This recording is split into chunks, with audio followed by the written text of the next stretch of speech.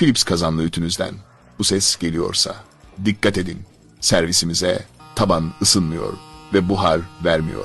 Şikayetiyle gelen bu cihazda sorun elektronik kart arızasıydı. Kart onarımını başarıyla tamamladık ancak şimdi sizin için çok önemli bir ipucu veriyorum. Ütü yaparken videodaki o pompa sesini duyduğunuzda tuşa basmaya devam etmeyin. 10 saniye bekleyin ki kazan basıncını toplasın. Bu hem ütünüzün ömrünü uzatır hem de videodaki gibi çok daha güçlü buhar almanızı sağlar. Sizin ütünüzde de performans kaybı varsa yenisini almadan önce mutlaka bize danışın. Hayal Teknik Servis.